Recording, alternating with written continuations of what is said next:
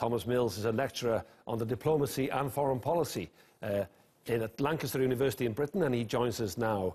Thank you for joining us. First of all, this special relationship between Britain and the United States, called the special relationship, do you think there's any potential damage to it over this spat on the tweets?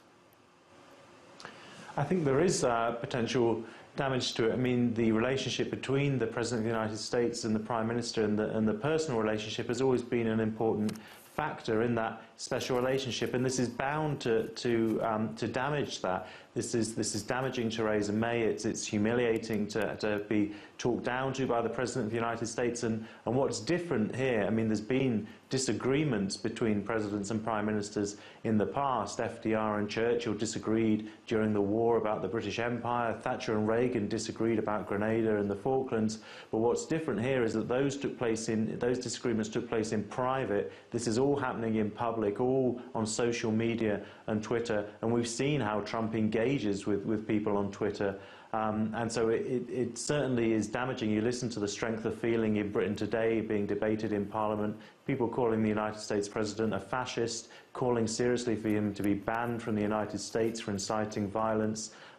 This can't but not impact relations between the two countries, I think. Is there a way of thinking that this potentially could be seen as an unnecessary crisis because President Trump is prone to tweet, and of course he will not let any criticism go unanswered, will he?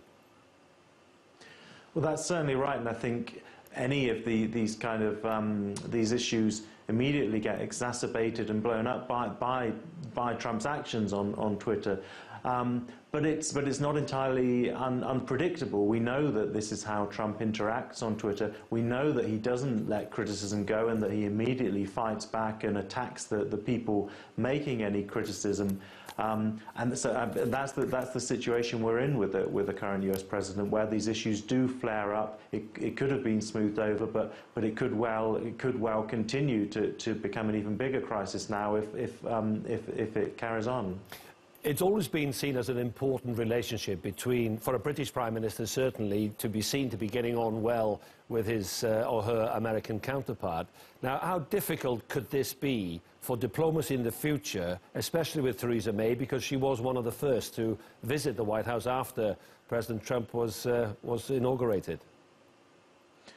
I think that's right. I mean, the special relationship has been the kind of cardinal part of Britain's foreign policy since the Second World War, and certainly Britain has very important trade relationships, intelligence relationships with the United States, and part of that has been and always will be a relationship between the leaders of the two countries.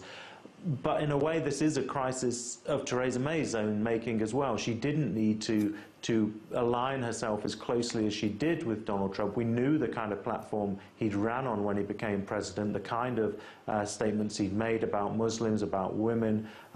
We knew how divisive he was, and yet still Theresa May went to Washington, was very keen to be one of the first people to meet him, talked about a special relationship, shared values, and of course issued an invitation to a state visit to Great Britain. None of these things she needed to do to maintain those parts of the special relationship, and immediately it aligns her with Donald Trump, and then when he makes comments like this, it puts her in a very awkward position. It does that indeed. Thank you very much indeed, Thomas Mills.